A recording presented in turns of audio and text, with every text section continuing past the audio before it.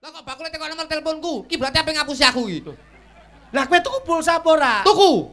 Lah nomor pundi? Lho, ora tak wehne no, wong liya iki kok. Sik. Penipuan iki, Bos. Sing dimaksud kowe iki lek mau ngewehi nomor ki disaring, ngono lho. Loh, iki jane nomor apa santen lho disaring barang. Nyapa? Lah aku arepe mangan pecel to. Bakule ya muni kok. Piye? Pedes, Mas. Urung aku ya ngono. Lah nyapa? Mangan urung tekoke pedes aku ngono. Ki geger aku mrimo. Ketae bakal pecel ki sing dodol pulsa kuwi ketae. Kowe iki ya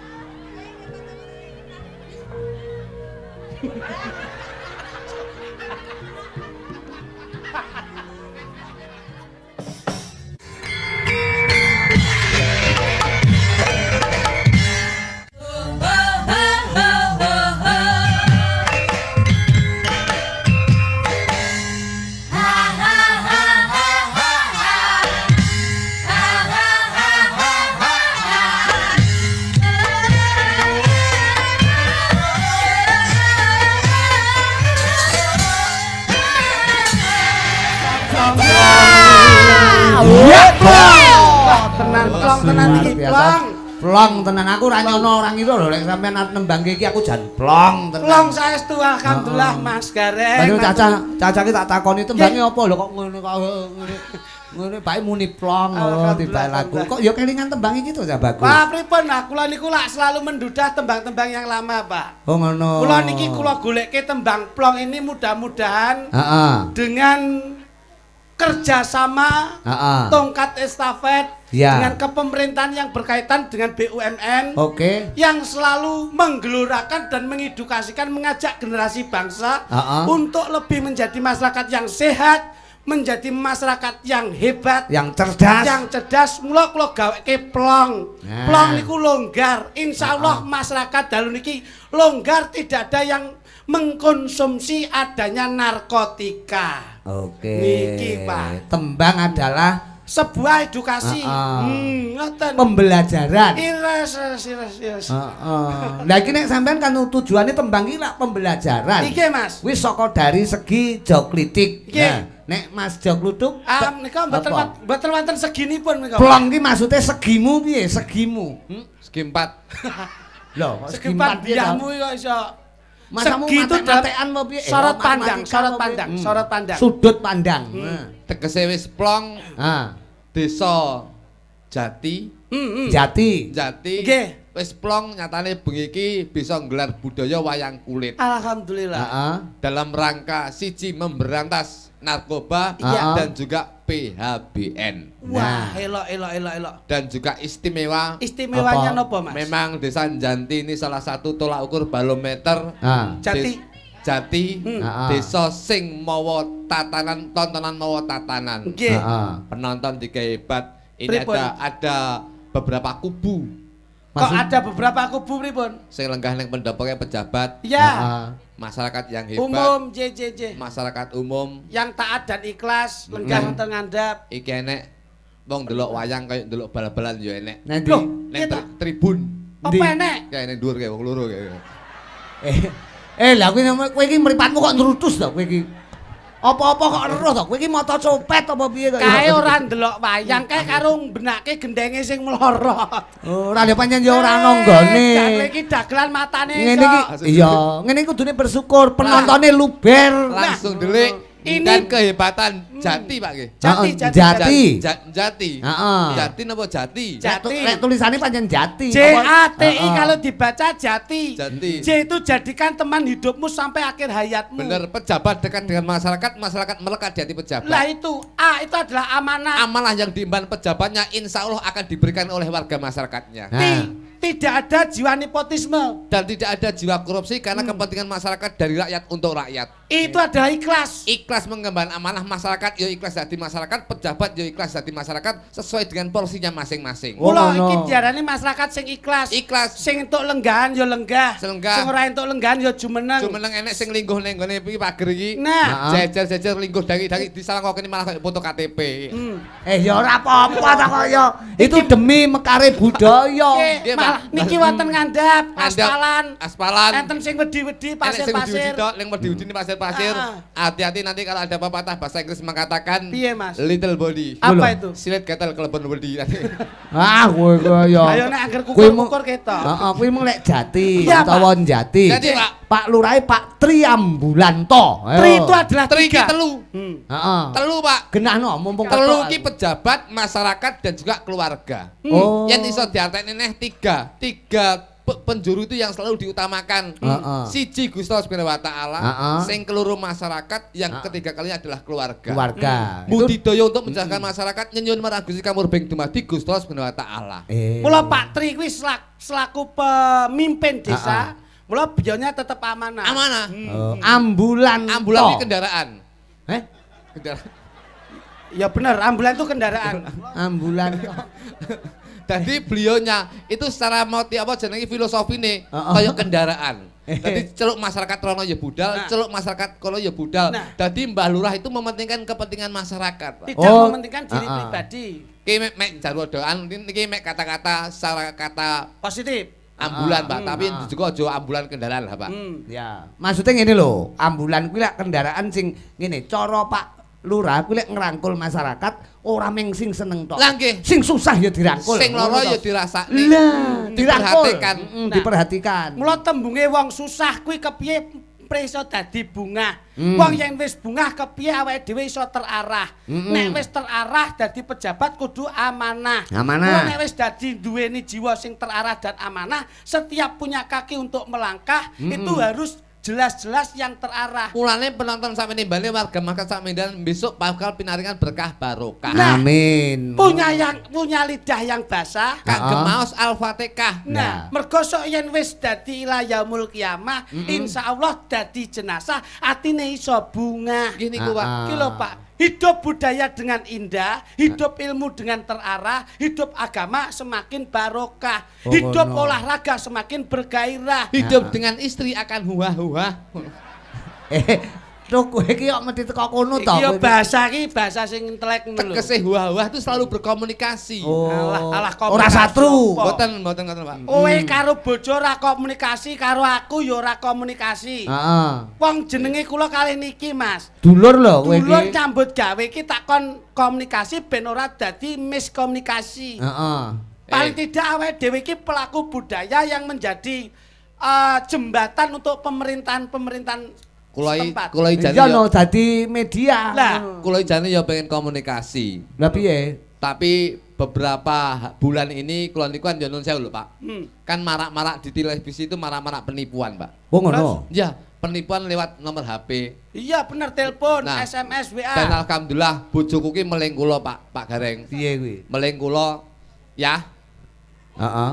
Wes nyeluke ya. Sampane mesti nyepelek. Sampe diceluk piye, Pak? Ya. Masya Allah, rupamu kaya super tetra ngono ya. Celuk iya. Ha nek Mas Gareng ki celuk iya, pah apik. Pantes. Ya ki maksude aku ki wayahe diruqyah ngono lho.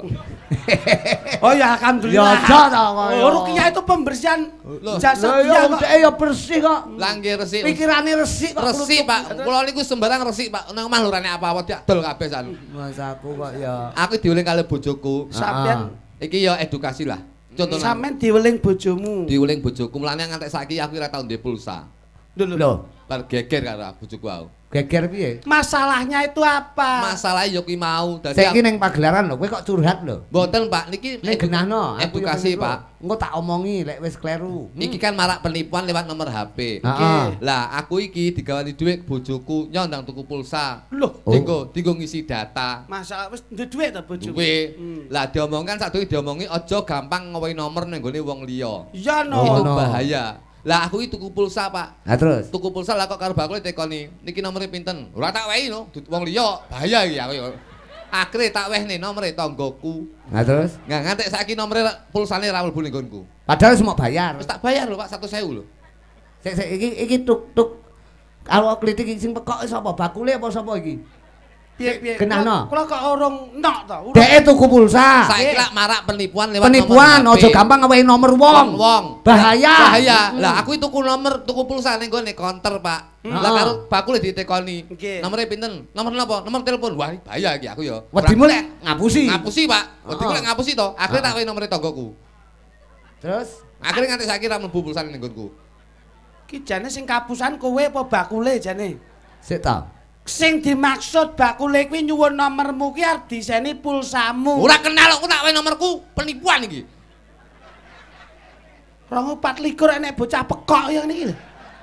Maksudnya iki kowe iki diome bojomu aja mbok wehke nomormu nggone sapa wae. Lah iya. Lah kok bakule teko nomor teleponku? Ki berarti ape ngapusi aku iki. Lah kowe tuku pulsa apa ora? Tuku. Lah nomormu ndi? Lho, ora tak wehne lho, wong liya iki kok. Sik. Penipuan iki, Bos. Sing dimaksud kowe iki lek mung ngewehi nomor ki disaring, ngono lho. Loh, iki jane nomor apa santen lho disaring barang. Maksudnya ki nomormu ya ta? Heeh. Dijaluk karo sing duwe konter. Aku ora kenal. Kowe kan tuku pulsa. Tuku Mas Gereng. Weh, no nomormu. Ora kenal, penipuan lho. Oh, berarti padha karo aku iki mau lagi iki mau no. Ya apa? Lah aku arepe mangan pecel to. Bakule ya muni kok. Piye? Pedes, Mas. Urung aku ya ngono. Lah ya apa? Mangan urung tekoke pedes aku ngono. Ki geger aku mrimo. Ketoke bakal pecel ki sing dodol pulsa iki gitu. Kowe iki ya koclok kaya. Maksude kowe iki ditari kowe seneng pedes karo ora iki pilih ndi ngono lho kok. Lah ora muni ngono, tekoke langsung pedes, Mas. Aku ya omong urung aku ngono. Ngene bakule panganen karo. Jenengan melu emosi iki piye? Lah piye wong mula ngene lho Mas. Tahun Mas. kaya ngene kok sik angel. Sawe ngguyu awakmu lho. Apa? Pak Nur Kolis. Pak Nur Hadi. Ngomongin Pak Nur Kolis yo. Beliaunya itu punya saudara. Wong karo awake dhewe iki wis kaya emas. Loh ya betul toh. Pak Nur Hadi itu beliaunya itu jiwanya itu membudaya. Deloken Bapak Dewan. Iya. Yo mbiyen yo bal-balan karo awake dhewe barang. Loh, DPR RI. RI no le Pak Nur Hadi. Biyen lak ngasto ono provinsi terus pindah ning RI. Ora tahu. Loh, biyen ki malah budale komodin. Kowe tak suwapuk. Anu Pak Nur Hadi komodin. Tapi minta sawah, Bos. Oh ngono. Karena beliau-beliau yang lenggah. Mbak Lurah, makasih Mbak Lurah. Mudah-mudahan sawab dari pejabat-pejabat ini bisa tumurun wonten warga agung masyarakat Jati.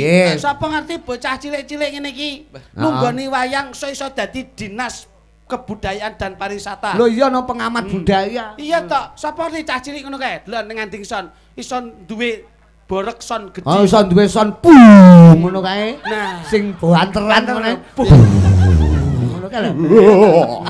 Ki lho, Pak. Dadi aja nyawang, sapa ngerti cah cilik-cilik sing lenggah ning ngesor ning nggone aspalan sok nek gedhe iso dadi menteri perhubungan kan. Lah iya, soalé laku jantrane wong kuwi ora enek sing ngeruh. Mergo didelok saka polahe lan apa yang menjadi kondisi situasinya. Oh, dadi saka logate situasine wis iso gedhek kowe. Nggih lho, anak kula niku nggih, kecilik niku dolanan bal tenis, Pak. Waduh, sapa ngerti sok dadi bintang GI. Amin. Paling tidak anak kok. Pelolahragawan ngono. Olahraga tenis. Olahraga. Golek bal. Karena ini kita mensosialisasikan narkoba, Pak. Narkoba. Dilangi narkoba. Itu yang harus kita berantas. Iya no, ini pembelajaran edukasi buat warga masyarakat. Betul. Sing ngurung ngerti ben padha ngerti. Nah. Intinya narkoba ki aja nganti kita terjerat itulah. Kula niki diwenehi pramen. Sekedhik tentang kehidupan rumah tangga yang anaknya harus kita rehabilitasi, harus kita arahkan. Iya no diarahkan. Nggih, niki maksudnya anaknya wis kenek. Lho, niki dalam kenek Pak anake. Anake wis kenek ngono. Sako, Pak, sako, Pak. Sako. Gak aku. Sako itu pun kecanduan, Pak. Lah iya, maksudnya anake sapa iki? Kluthukno. Oh. Niki raine lak kaya pil to. Oh, kowe butuh ibu ora? Nggih, butuh ibu, Pak. Ibu sing rada gedhe, Pak. Nah, Krisnya wae, Krisnya ning tak suwun alon-alon ya Cak Bagus. Siap, Bos, siap. Nih, butuh ibu. Nah. Walah ngono ndak tak njaluk gandeng. Iki aku ya terima kasih karo Krisnya lho. Pripun? Cak Bagus iki kan piyantun udanamu. Nggih. Dadi bengi aku iki wayangan, bintang tamune Joklitik Jokluduk dhek jam 4 isuk wis ledang tenan. Warga masyarakat udanamu mangke saksikanlah kula. Karo nggawa band. Lah ini karena gek sing lanangi nggawa apa nggawa mreng tutuki teng sing woro-woro ya kene iki. Ngono eli ya manut lho. Bapak ibu. Anu to cara dalu saksikanlah kula ngono lho. Ledang lek cara mbiyen kan ledang. Saiki ora pati enek to. Iya. Saiki eneke kan publikasi to. Awakmu dadi ibuke ya, Mbak. Ini yo wajan karo Sutil. Bapake, kowe anake. Heeh. Dadi iki menceritakan rumah tangga. Nggih. Bapake ganteng, anake kok koyo ngono. Tok-tokane mbiyen nyidam budeng ngono lho. Kowe aja nyalahke anakmu lho. Lah napa? Terus yo aja benerke aku peh umpama disawang ki apik parupane. Heeh. Ki elek kira-kira kok gegek sampean ora karo aku. Masane nang karo tangga. Ya pancen, biyen aku pas lahir iki dek pas karo Suwargi Panut biyen. Kowe kok ya kelingan kuwi to. Goblok, Panut iki bakul kirek lho. Lha bocah ora cethoke sahabate Agus Kibot to. Duduk. Coba ki anu, sik dibungkus ketoprak apa ludruk? Ludruk kenging, ludruk. Ha iki edukasi lho. Campur bahasa Indonesia kene. Yo, apa Kartika Jaya?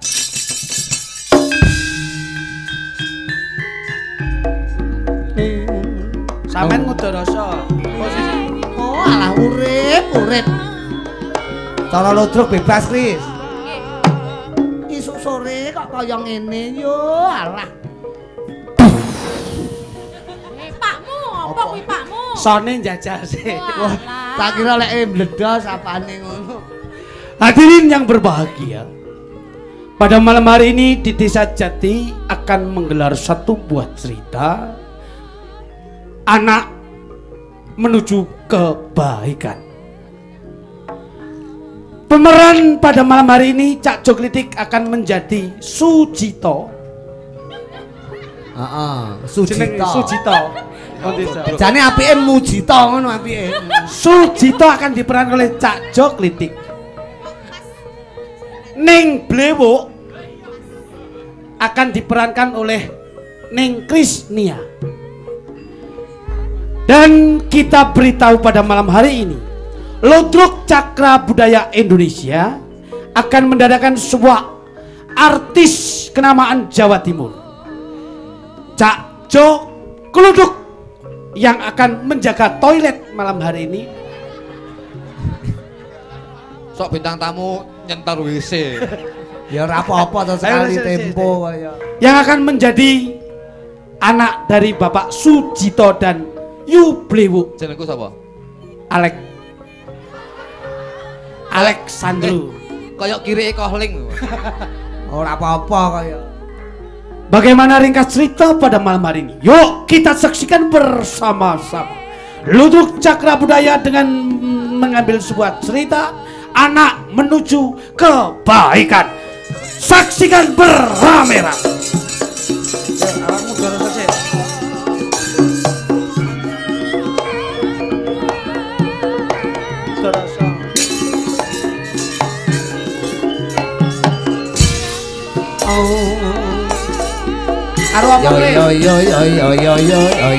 Yo.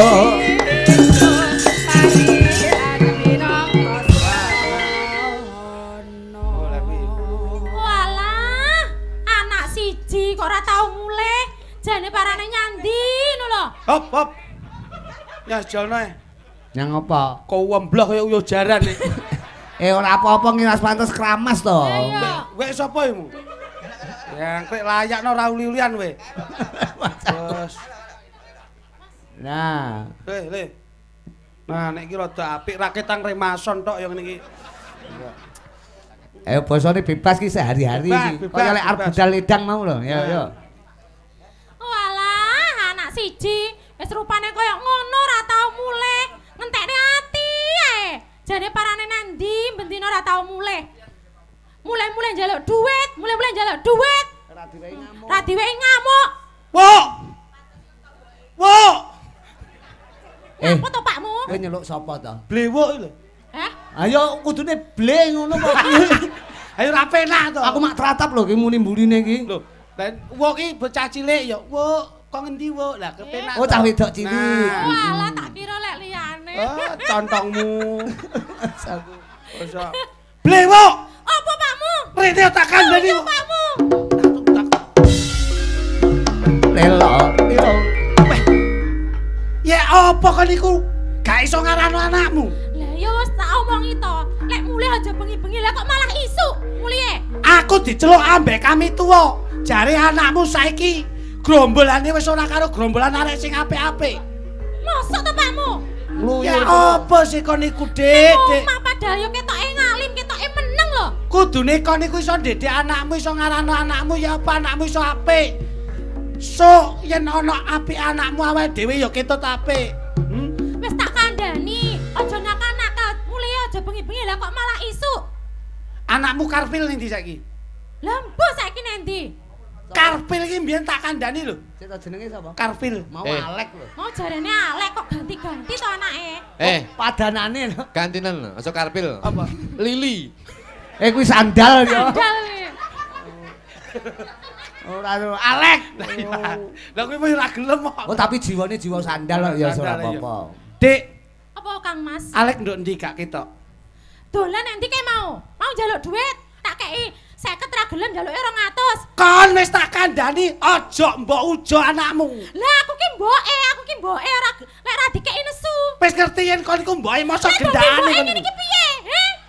Aku ora yo mesakne karo anakku. Aja mbok tutuki iku nek utah ya apa iku? Ora apa-apa tuh Pakmu. Mboke ketok bal ngombe jamu galian ngosek. Ke sapa kae penonton kok omongke sapa kae? Lah yo urung wayahe. Apa Pakmu? Mbok. Piye? Kate ya apa, anakmu tetep di dalam pengawasanku. Nganti kok anakmu kena kasus sing wirang aku ambek sampean. Betul Pakmu. Saiki Alek ndok ndi? Mau ora roh aku Pakmu, metu bocah. Yen nganti Alek kok teko ndok omah kene. Kate ndak kandhani gak kena tak ajar.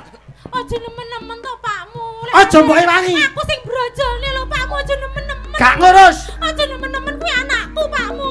Kon dadi wong wedok gak iso bimbing anakmu. Kuwi anakku, aja nemen-nemen lek ngajar anakmu.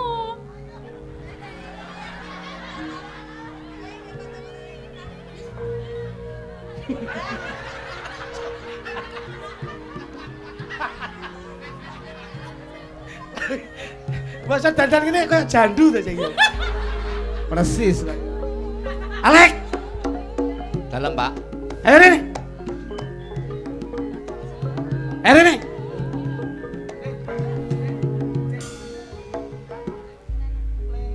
Le, cah bagus. Sampe kok ngendi to, Le? Tak goleki ket mau bar njaluk duit kok wis ilang. Iki sapa to iki? Lah, roh. Sapa? Oh, ibu. Dik, saja eko ana perlu. Kuwi mbokmu lho Iki kaya. mboke. Dik, kon niku kate omong apa ambek anakmu iku? Mah, Aku lek wis ketemu anakku mesakne lho Kang Mas. Kon lek wis tak kandhani sih aja mbok lem, aja mbok apiki. Anakmu iku kleru. Aku lek wis enek anakku, atiku wis runtuh Kang Mas. Mesakne lek arep tak seneni. aku ya sayang kalau sampean, Bu. Mosok. Ancene bojoku ku glagas anjene. Loh, jenenge sayang karo anak yo. Anak iki gak apa-apa, Rek.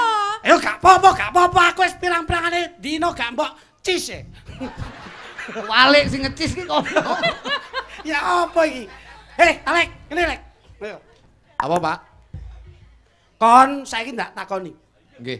Kon wingi dinehi dit bukmu 1,5 juta. Kon nggih apa? Latihan ben-benan, Pak. Loh, tenan to Pakmu? Bener to, latihan. Kon isu njaluk 1,5 juta. Damel ben-benan, Pak. Sore kon bali meneh. Nggih. Njaluk dhuwit 500 kon nggih apa? Ben-benan, Pak. Loh, delok Kula saniki bener to pun Pakmu. latihan kalih kanca-kanca kampung Karang Taruna, kula saniki ben-benan, Pak. Kon ben-benan. Nggih. Bapak nampa surat saka Kapolsek. Kapolsek. Lah iya. Kapolsek. Bapak nomor surat. Kuwi arep kapolsek to. Kapolsek. Kapolsek, Pak. Polisi sektor. Nah. Kan jauh guyu kan. Iki nyambut gawe gak guyon rek. Nggih, Pak, tapi kula niku saestu, Pak. Kula niku kula damel latihan ben-benan. Kon jok ngapusi lho kon. Mboten saestu. Bapak entuk WA. Endi HP kumu? Nih. Wacanen. Bapak entuk WA, sesuk kon kudu ngadep ndok kepala sekolah. Lah nggih niki kula benjing gladi bersih kagem perpisahan, Pak. Lho. Perpisahan apa? Teng sekolahan, disnatalis. Kate apa kon? Ben-benan, Pak. Disnatalis ulang tahun rek. Lagi. Perpisahan ya perpisahan. Lagi ulang tahun. Ketok ngapusi kon Kon ketok ngapusi. Kene. Lagi Pak ulang tahun nih kepala sekolah kali perpisahan ngoten lho Pak. Ora. Kon njaluk duwe ibumu. Ternyata kon semayanan ambek kanca-kancamu. Mboten Pak. Bapak iki elek di mata masyarakat RT lho Le. Nggih Pak, kula RT lho. Nggih. Bapak yo kusuk, tawaduk, tawakal. Kula ngapunten saestu, Pak. Nganti kon nyoreng jenenge Bapak Isin. Iku sing diarani pekat penyakit masyarakat. Kok nganti kon dolanan obat-obatan, Kok Aja enakku aja dianu kamu. Aja Pakmu. Aja mbalem. Anakmu salah. Aja Pakmu, aja mesane aja nemen-nemen Pakmu. Aja nemen-nemen. Pak aja galak. Kon ora sama. Aja nemen-nemen Pakmu ya. Bapak ki wis nyambut gawe, sikil gawe sirah, sirah gawe sikil, Akrobat. Gak ngerti rekosane bapak nganti meres keringet. Ibumu ming nampa dhuwit tok, ora ngerti urung ini kok dus iki jane nyambut iki. Lancang. Ketok dulure Sujiyato. Ayo lek rene. Pak, lek rene. Nggih, Pak. Kon wiwit dina iki wis gawe wirange bapak. Ayo kowe rono. Kon bojo yo gak iso ngelekno anakmu. Aku lek anakku wis njaluk aku ora iso ngomong apa-apa Pakmu. Lek gak iso ngomong apa-apa lambemu mingkemo. Masane aku arep dibingkem terus dilakban. Jok omong kon. Bene to jane wong wedok e pancen kakek ngomong nek ora ngomong piye. Kon ngomong sesuk meteng kon. Saiki wis meteng. Ayo. Duit turane wingi ndi sing mbok jalukno ibumu? Kula damel ben-benan, Pak. Ngapusi kowe. Kowe ora ben-benan. Kowe omong ben-ben, Kowe ora ngapusi, Pak. Ngapusi bapak. Kowe ora ngapusi, Pak. Ngapusi bapak. Kowe omong bapak kaya ngono kuwi apa, Mbok kira bapak ra isin. Aja mbok lagi. Wis Pakmu, aku iso kepeo-peo Pakmu nek anakmu mau ngono ne Pakmu. Kowe omong wis. Bapak rung nyenggel wis. Ya apa? Aku dadi bapake, Mas. Hah? Bapake. Oh. Loro ya, Mas. Cara salin dapukan to. Nggih, Pak Gareng. Oh, lodruk yo gawe pil barang. Angsal nggih Pak Gareng nggih. Oleh. Wong yo karakter iki sapa ngerti kowe iso berkarakter Norno. Oh iya. Sik to, yo. Saman bapake, aku iki ibuke. Jakete. Kowe kerjane jaketan apa dandan kura-kura ninja? Oh. Yo. Anake we. Anake we. Mboke. Bapake aku. Mama. Iya. Kok metu sik iki? Mas metu. Iya sayangku. Bapak ning ndi, Mah? Bapakmu mbok kayak mau sing minggat nang ndi kae mau. Bapak ngisi-ngisine aku, Mah. Kok metu sik saiki? Piye? Bapak nukokne sepeda motor aku mbiyen janjine gawe apa? Nyole iki sepeda motor kanggo awakmu kuliah. Saiki aku diisin-isin ambek kanca-kancaku, Mah. Motorku dijaluk bapak. Jare wis digadekno. Lah bapakmu lho ngekeki aku duit 400. Mosok dijaluk 500 aku toro kok ngendi? Bapak malah njaluk. Jaluk tambah. Terus aku toro kok ngendi golek duit endi? Pedaku yo dijaluk bapak. Aku lho mosok kalung ya didaluki didoli. Ayo. Berarti bapak iki wis main-main karo keluarga, Mah. Kurang ajar iki ngentek-ngentekne duit bapakmu. Iki nek bapak ora ndang diatasi utawa dilaporne iki bahaya. Selak ngentek-ngentek ngene iki. Bapak ki main gak seneng. Bapak kuwi ngombe yo gak seneng. Terus. Tapi aku ngerti bapak ki saiki gumbulane ambek wong-wong sing ora genah, Mah. Oh, ngombe-ngombe ngono kae. Ora seneng. Apa? Angger saiki nek ndi nggawanane iki gegeman kaya putih-putih kae, Mah. Apa kuwi? Ki nek nganti rene, Mah. Heeh. Aku wis gedhi. Heeh. Kok nek ayah nesu. Heeh. Aku ning sandingmu, Mah. Oke. Ganti ceritane san.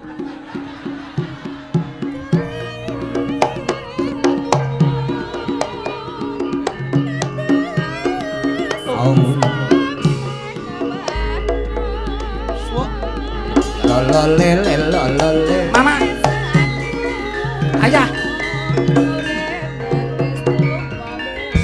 Sampeyan kok ngendi, duit montene, montore anakmu motor mong. Nggih apa bendina mulai mek gore isuk tok. Kowe iki ujug-ujug kok nesu iki lho nyapa. Lah wong awakmu ki lho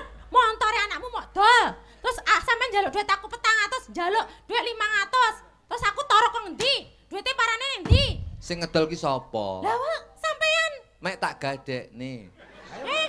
Lah para padha ae. Wong lanang ajar. Ngene lho. Kowe iki lho uru-uru kok nesu iki lho ya nyapa. Lanang kaya ngono diajar nek cara. Lanang kaya ngono lho. Tapi aku yo kudu menang. Lho, aku ki lho ya wong wedok. Lho, wani dipek kowe. Wani aku masane ra wani. Ha. Ya apa rek? Kowe wani gedhe iki. Masane ra wani. Kowe lek wani karo aku, kowe tak Nyapa? Ndang. Ndang nyapa? kowe tak Nyapa? Apa nyapa? tak sayang, tak sayang. Tak sayang. Loh. Mama. Mama. Apa nak? Iki neh teko. Delok.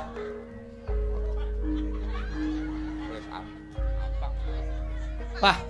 Mah, Apa? konsumsi iki. Jelas Lipati konsumsi. abang. Lipati abang.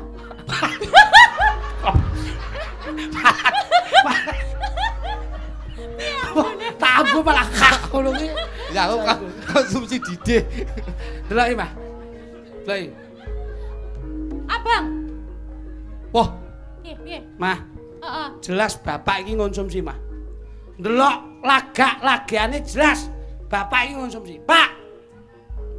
Aku ki generasimu, Pak. Aku sing iso nata masa depan rumah tanggaku besok. Lah iya. Kuwi gumantung saka dukungane bapak. Delok. Fotone abang, Mah. Abang. Jelas berarti bapak ki konsumsi. konsumsi, Mah. Ora iso dadi contoh. Kena berarti. ditengeri angger mripate abang. Lho. Oh, Masa? Delok. Engko mulai kok kene motoku mendulu. Mbok dridah. Bapak dhuwit sing dek iki mbok gadekke pedak tenan iki. Ayo. Ning ndi? Lho, ya tak nggo dolan lho. Aku wae bayar kuliah, Pak. Ya golek dhewe lho. Ora iso. Bapak sik nyambut gawe, ibu sik nyambut gawe. Lah iya. Bapak aja ngisi-ngisi rumah tangga. Ayo dong isine dadi wong Yang lanang. ngono bisa piye? Ayo, bapak ki ngono. Bapak apa? Toni sing apik. Kowe, Ora kaya. bapak. Ayo ora kaya. Yang pancet bapak. Ojo dadi bapakku. Kowe migrat saka omahku, Pak. Ngene lho, Cuk. Bapak ayo bahasa Jepang ki piye to? Patonyo mataku Masaku. Piye to? Piye kowe lho? Ngono ki nonyo ki ngenteni aku ndangak ngene lho. Lho ini langsung moto mbok papak. Tapi api lho fragmen iki mu pas lho. Kowe iso kaya ketutu tenan lho kowe. Pancen ketunyu tenan lho. Kowe actionmu apik lho kowe mau. Apa enek mripat dadi plotot iki. Loh, Ya kuwi tes. Timbang kowe ning dokter mbayar. Lho. Abang dhewe iso ngetes lho. Lah abang iki lho. Lah abang iki lho. Lah abang. Kelirumu ya. Aku. Tapi lan yo apik to iki. Iki sesuk diajak sosialisasi Heeh. untuk mengedukasikan bagaimana masyarakat generasi muda itu tidak Lodrok iki lek apik karo Pak Joko karo Pak Yusuf. ya Pak Yusuf. Nah. Heeh, arep dijak mubeng. iki sok anggarane apik. anggarane lodrok. Kok ngangge anggaran to? Mungkin. Dijak mubeng tok ngono ora nanti-nanti. Mubeng dah. Nggih, ning mubeng dianggarkan, Pak. Ki sesuk 50 juta. Oke, wani iki. Mergo iki pusat iki. Nah, kingko 10 titik. Ya. Dingge operasional soundman, Son. panggung, Ya. kuwi 20 juta. Sik selawe apik kuwi. 20 ku wong telu. Wong telu pas. Wong telu. Kingko terus dingge akomodasi. Ya. Koyok pengrawit dan lain sebagainya ki 15 juta. Sik 10 juta pas. 3 juta. Lah engko kostume 3 juta. Sik 6 juta ora apa-apa, Pak. 2 juta pas. Lah engko terus mari ngono konsumsine yoga kuwabeh kuwi enteke sekitar 1,5 juta. 1,5 juta berarti sik 3,5 ora apa-apa wis. 3,5 to. Lah 3,5 ki engko nggih nyewa kostum. Ki 2,5. Sik 1.000 ora apa-apa wis. 300-an ora apa-apa wis. 1.000 engko dingge nukokke solare genset kuwi 500. Heeh. Lah karek 500 terus kebagian piro? Wis ora apa-apa sing penting enek lah. Ade loyal. Sosialisasi narkoba 150 ora apa-apa. Nah, engko 500 engko sik dipotong meneh. Sing tukang nata gamelan 350. Heeh, karek 150. Karek 150. 50-an ya? Heeh. Piye? Ora apa-apa wis. Lah 150 engko nggih nyumbang. Lho sik ya. Kuwi nggih nyumbang parkir miskin kuwi. Ha kuwi 100. Sik Karek 50. 50 kok. Berarti ora 1.000 ya. Iya. Wis rabuk. Sanu ya. Aku tak rasa melu ya. Lah Yo apa? ora aku yo. Mosok 15.000 engko Lah motoku. iya. Mosok 15.000 engko motoku mbok plotot-plotot iki. Aku ora apa-apa timbang dokter mlototne moto bayar kok ya Nah, Mas aku. ben ora kena kuahanan sing kaya ngene iki, Mula awake dhewe apike nyuwun pirsa marang piyai-piyai sing berkompeten. Ya, sapa sing tasik lelenggahan? Pak Yusuf wonten. Pak Yusuf. Apa? Pak Nur Hadi sekalian. Pak Nur Hadi sekalian tindak wonten mriki karena apa? Beliau juga wakil rakyat, Pak Yusuf juga mementingkan generasi masyarakat Indonesia yang lebih sehat. Juga Pak Lurah ya. Nggih, Pak Lurah. Kula diaturi tindak wonten mriki nggih, Gus. Mas Guntur tasik lenggah napa pun Guntur? Pak Guntur tasik Pak Nur. Oh, sudah tindak, sudah tindak. Ning ngono. Oke, siap. Pak Lurah, Pak Nur Hadi, kalian Pak Yusuf. Nggih, Pak. Monggo. Oyo.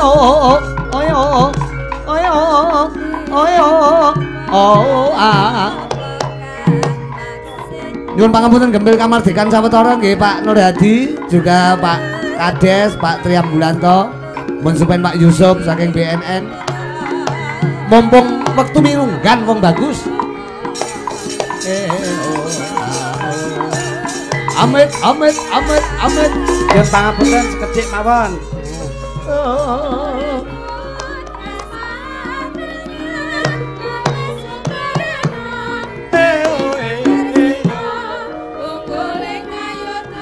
Monggo Pak Nur Hadi, Pak Yusuf, Mbah Lurah, lan ugi piyai-piyai ingkang berkepentingan wonten ing sasana Pawan Agung kasuwun tindak. Monggo Mbah Lurah,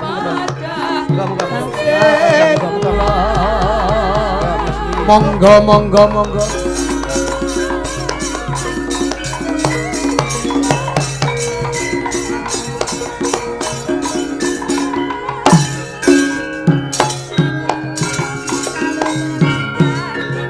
Tapi diaturi mik cah Ayu. Nggih, monggo wonten.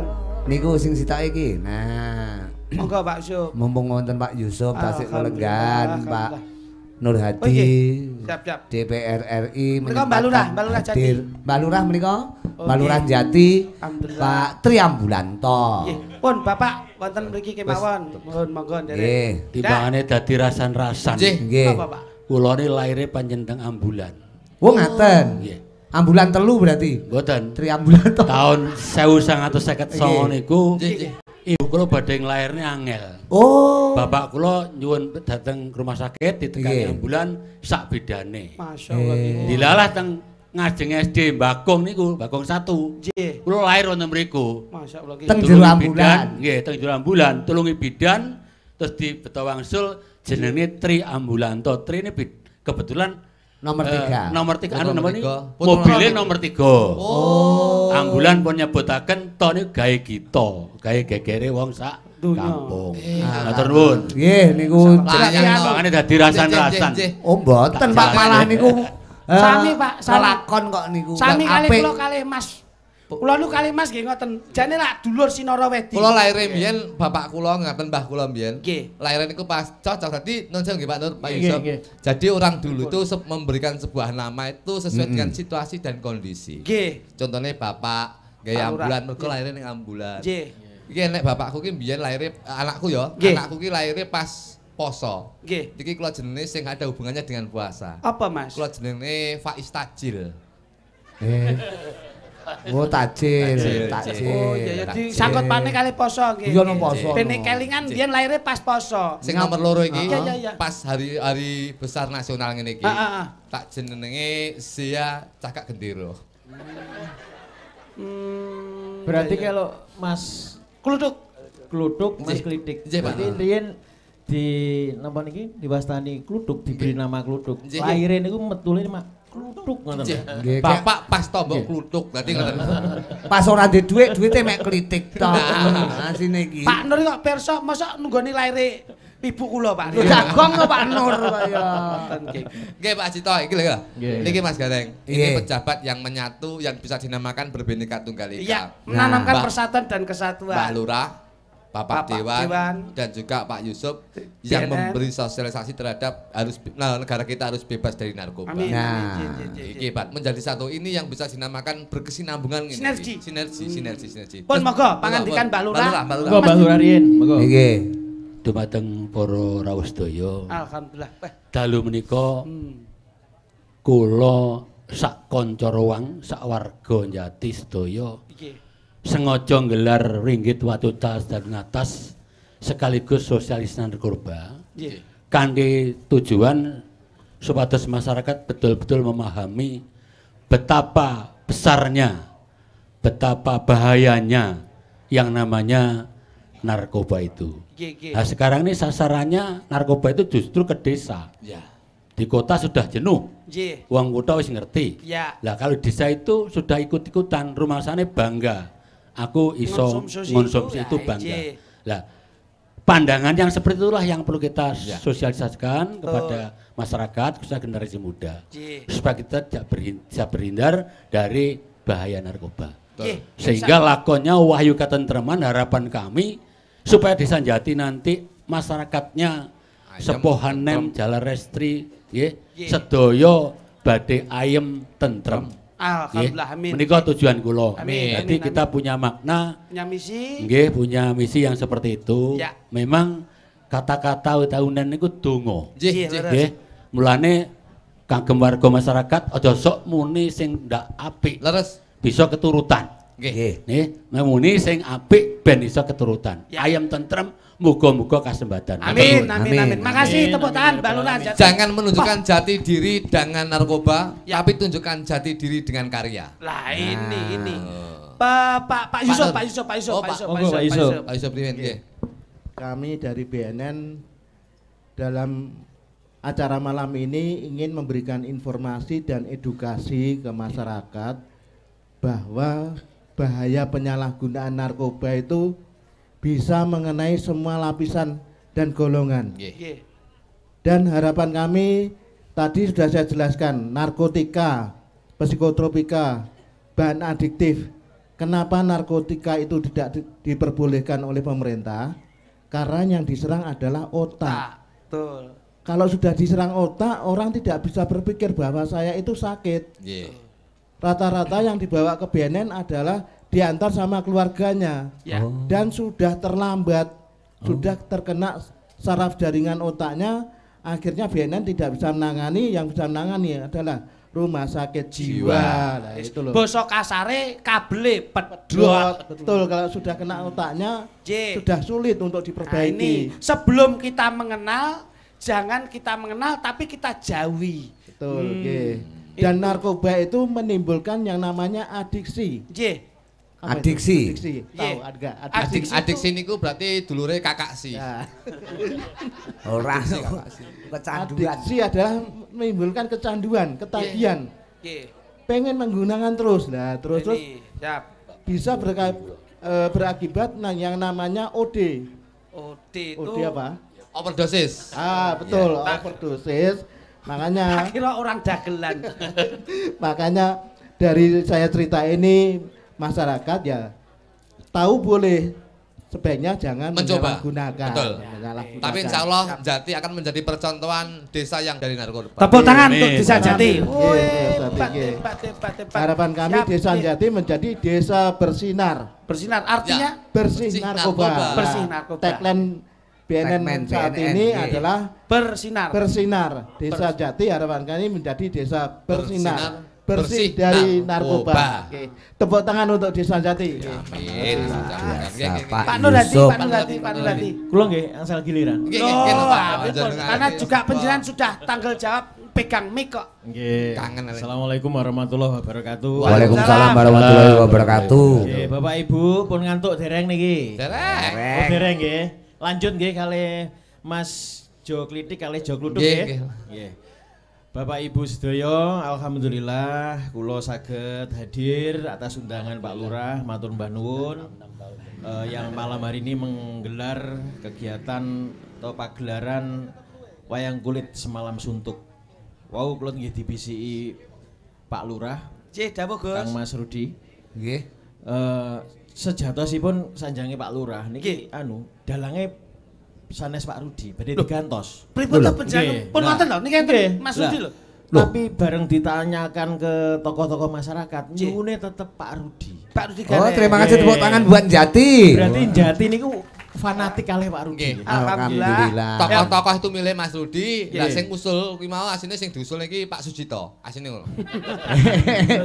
Nih ya aku nyuwun muga-muga ngene iki lah masyarakat itu punya pilihan dan punya hak. Nggih wong tombo kangen dangu mboten sowan Jati. Muga-muga Pak Lurah Triambulan tahun ngarep tetap diagendakan seperti ini pagelarannya dan juga ini dalangnya dan juga ini dagelannya. Amin. Pokok Pak Triambulan to mriko luar biasa, mriko sudah 3 periode lho Cak Bagus. Tambah 2 tahun padha karo 20 tahun. Matur Mbah nuwun. Nah niki sukses sehat selalu nggih Pak. Tambah jabatan 2 tahun Pak. Lebih abdul lagi syukuran Pak. Amin, amin. Nanggap wayang Pak. Nggih. Yun rawuh nih Pak Nur Hadi. Senajan umur kula pun swidak 6 tahun, kula nyuwun panduka mugi kula sehat. Amin ya rabbal alamin. Sehat tur waras Pak. Amin. Dalam lanjut nggih. Siap. Tadi sudah disampaikan Pak Yusuf betapa pentingnya kita untuk menghindari yang namanya narkoba. Narkoba niku kan sering diplesetne nggih. Narkoba. Lapa Gus? Narik. Kolor. Bapak. Sing sok mlesetne dagelan-dagelan niku. Dagelan niku termasuk kenceng nggih. Lah termasuk narkotika niku nggih sering diplesetne. Nggih. Oh ngoten. Nggih, narkotika niku niku narik. Ko niku kolor. Tibake. Ta. Kotang. Oh, narik kolor tibake kotang. Narik kolor tibake kotang. Oh, berarti banci kuwi. Sing ditarik banci kuwi. Niki kleru keduren nek narik. Guyon nggih. Oh, serius ngeten niki. Berarti mboten dagelan tok jenengan yo melu meleset nih berarti. Nggih. Ini saya termasuk bagian dari warga Udanawu. Alhamdulillah, nggih terus Pak. Saya terpilih sebagai anggota DPR RI mewakili penjenengan semuanya. Ya salah satu kiatnya, tips suksesnya ya kita menghindari hal-hal yang negatif. Salah satunya adalah menghindari yang namanya narkotika. Bapak Ibu semuanya. Terus putra putri penjenengan juga punya kesempatan masa depan yang cerah. Cita-citane dados napa mawon insyaallah dipun ijabah dening Allah Subhanahu wa taala. Amin. Asal mulai dari kecil dijadi Bapak Ibu nggih, diarahkan nggih. Termasuk pergaulannya ini juga diawasi. Jangan sampai salah pergaulan. Ngoten Pak Yusuf nggih? Karena penting sekali ini bisa terkena narkoba ini di beberapa daerah dan kota lain ini karena salah pergaulan. Nah, ini peran serta dari orang tua sangat penting melekat terhadap anak-anak masing-masing agar masa depan panjenengan bisa sukses. Amin. Itu yang bisa saya sampaikan. Siap. Terima kasih Pak Yusuf. Terima kasih Pak Nur Hadi, Mbak Triambulan. Mereka Pak Nur badhe nembang Pak Nur. Oh, ini Pak Nur mawon. Bisa nembang Pak Lurah nembang. Sampun penjenengan mawon. Pak Lurah pasrah ke Pak Nur. Untuk kenang-kenangan buat warga masyarakat sing padha rawuh. Jenengan ngerencangi Pak Nur, Mbak Lurah. Oh, ngaten. Nggih, ngerencangi Pak Nur mendampingi. Pak Yusuf, pangapunten kalau memang tidak bisa mboten wonten pemaksaan. Ngerencangi Pak Nur. Menemani boleh, memberi satu apresiasi boleh atau ninggali nggih boleh. No Pak Yusuf badhe milih salah setunggal, monggo sing dibeto kondur pundi. Nggih, monggo. Monggo Pak, monggo. Betul napa? Loh, Pak Yusuf dereng gandah lho. Anu mawon. Sembah nuwun nggih Pak Yusuf, terima kasih nggih Pak Yusuf. Terima kasih. Pak Yusuf ki piyantune Pak Lurah badhe nembang langkung rumiyin. Monggo. Nggih. Monggo. Tembangin apa Pak Lurah? Setunggal Waranggono sing paling lemu mawon. Wah nggih, monggo Mbak Lurah. Tembangin apa Pak? Mbak Lurah ki golek sing Caping Gunung. Oh. Cocok Mbak Lurah. Cocok. Monggo. Capi. Nuwun sewu nggih. Sing pundi? Sing kang lemu. Barang pokoke setunggal. Paling telu niki telu ki lemu-lemu kabeh kok. Nggih, pun setunggal. Ika. Nggih, monggo nggih. Jane Mbak Lurah ki arep ngendikan nyuwun sing ayu ning ya ora tekan. Nggih. Oh, lho. Nuwun sewu Mas titinganipun kula bawa. Oh, kagem bawi, Pak. Nggih. Ika ki ya lemu lengene karo lengenku gedhika kok. Ngene. Monggo didampingi Bu Lurah pun kondur to nggih? Sampun. Dereng Aman Pak Ibu Lurah. tetep. Oh, sampun Nggih. Selalu setia. Tetep diizinkan nggih. Mbah Lurah niku Saben bengi nyawang budaya konang.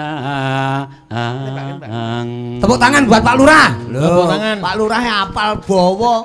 Aku ora apal lho aku ya mek apal burine tok. Ngono mau lho. Yen memajang mung karo janur kuning.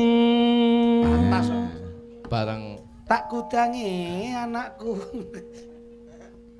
Kembang wae weton gunung. Wah, leh nyekel mikir kok penyanyi rock kok ngene mangsa. Oh, lho piye antune. Paciten sarwi jenang. Pak Lurah mika kulino macapat Mas Kriti. Dadi melakno ngeten-ngeten iki ya laras. Laras. Panas udan. Panas udan aling-aling. Caping gunung. Pak Lurah budayawan iki nggih. Lho nggih macapat kali Pak Yani. Pak Yani. Mbah Lurah nek adan laras. Nadyan wadon sarta lanang. Lurah syukur kapokmu kapan kowe. Pak Lurah kaya Werkudara semua. Eno mane banyu bening.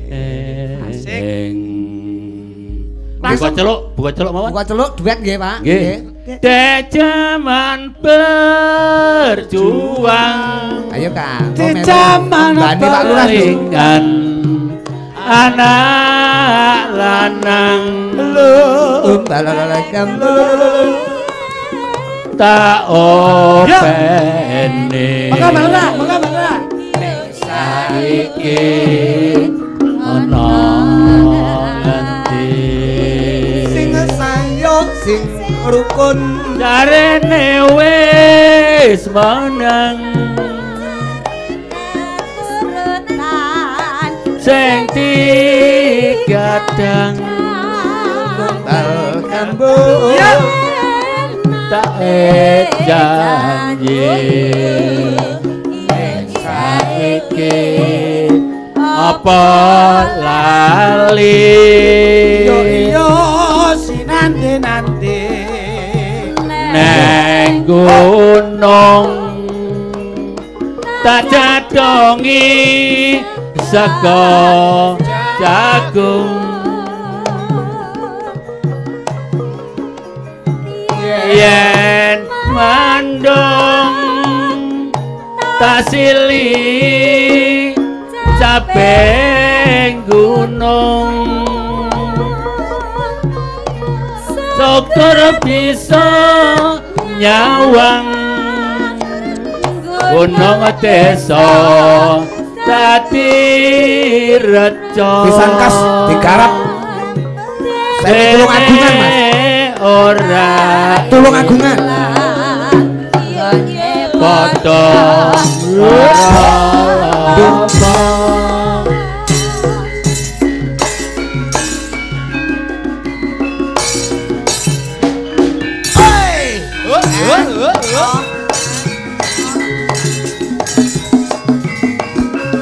nek kajan luwes lek oke dundang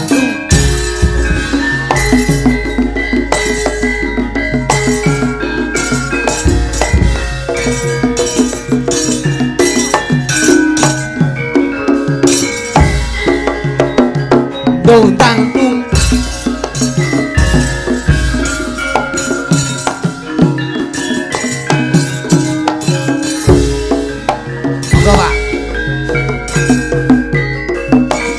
zaman berjuang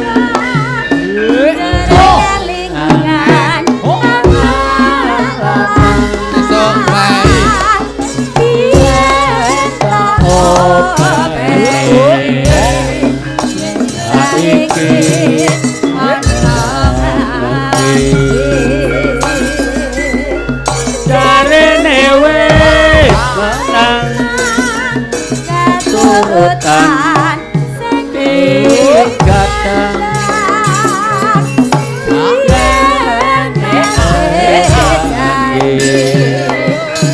saiki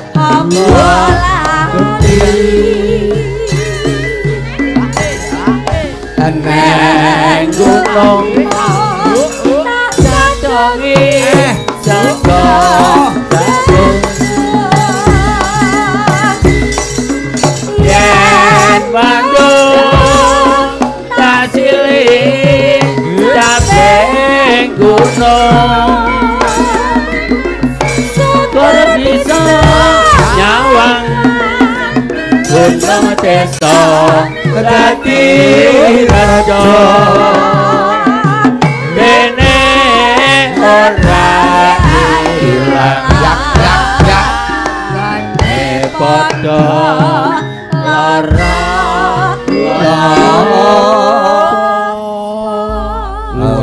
luar biasa. Tepuk tangan untuk Bapak Kepala Desa Jati. Luar biasa. Terima kasih Mbak Dun.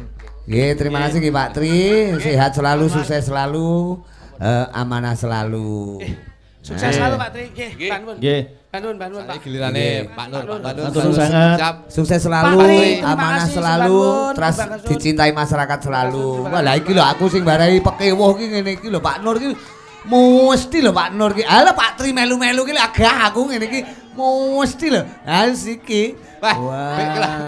Betul. Lah kok sing ditokne malah puluhan karo Mbak Lurah. Makasih. Nggih. Wah. Oh, nggih. Wah, Pak Nur matur sembah nuwun. Nggih. Terima kasih Pak Nur Hadi, sukses selalu, berkah selalu. Amanah selalu. Terima kasih Pak Triambalanto. Ayo Pak Triambulan. Sebalun. Terima kasih. Iki Pak Nur makasih, Pak Tri matur nuwun. Kluduk. Dalem, Bos. Iki upama kowe gitar terus iso. Iso, Pak. Iso. Oh niki malah rencanane niki angan-angan klinik nggih. Kan 3 wulan iki terusan dan niki besok tuh 3 hari ada HLD. Apa kuwi? Hari libur dagelan sesuk cuti 3 dina. Iki rencanane mau pun ngomong kula iku bengi karo Mas Gareng mergo sesuk prene tak full aku arep gitar ngantek goro-goro niku ngoten. Ngono, alhamdulillah. Lho aku kelingan kok. Pas acara nggonmu ke? Nah, nggih niku. Iki kan pelawak-pelawak do nyekel musik ke? Iki Nah, Percil terus sapa kae pelawak-pelawak sing budak ke sapa? Oh Deta kaya nyekel musik. Aku marem. Oh, lha iki dagelan dadi musik kabeh. Lah ngono sing pelawak genti aku. Nggih, terus. Lah niki wau pun meling. Aku sesuk praya aku pengen gitar ngene Mas Dika iki ngantek. Sepengi utuh. Ngantek goro-goro. Ngantek. Ora trimo goro-goro umbul donga tak lakoni. Nggih, niki mungkin ngoten danjange ngoten. Tapi kula nggih dikancani Mas badhe dados pira swara panjenengan. Ora iki ngedram iso kok iki. Iki ngedram iso kok. Ono. Dolen drame. Betul. Aku rumah. Lho iya ono ora mok tutupi gegerku, ya ketok panuku kaya. Yuk, masih satu lagi. Heeh. Bosok engko rumah sakit. Soswi kok omah, tekku ora kena tak nggih karo bojoku kriting. Ora masalah. Oh iki totalitas kerja luar biasa lho iki anggitmu. Iki ngene, nyuwun pangapunten ngagung ya wong bagus ana Mas Kritik, Mas Gluduk. Dadi menika mangke Rendra, engko sabetan rene ya Le. Ditepungke karo warga masyarakat wonten Jati. Dadi ponakmu wis pirang-pirangane dina iki tak gladi sabete jan koyo aku. Saestu. Kula pun ningali ning YouTube. Mas Gareng. Nggih. Yektosipun kula namung neraken gung panuwun ingkang tanpa pami kula atur dumateng sedaya warga agung wonten Jati. Ingkang lenggahi beliau Bapak Lurah Triambulan. Nggih. Ing samangke menapa ingkang dipun jangkah warga agung wonten ing Jati insyaallah bekatul ridholan hidayah sedaya pinayungana kabagyan kamulyan katentreman dan juga dari keluarga besar BNN insyaallah mari kita berantas narkoba mari kita galakkan untuk muda-muda berkarya. Insyaallah bersinar bersih dari narkoba. Oke, Swandara Togok. Oh ngono. Kalau nduk anakku limbuk Ndara Togok lagi obong-obong. Oh Lurah Togok obong-obong. Terima kasih ya wong bagus. Oke. Lihat-lihat waton kecandak alon-alon bakune kelakon.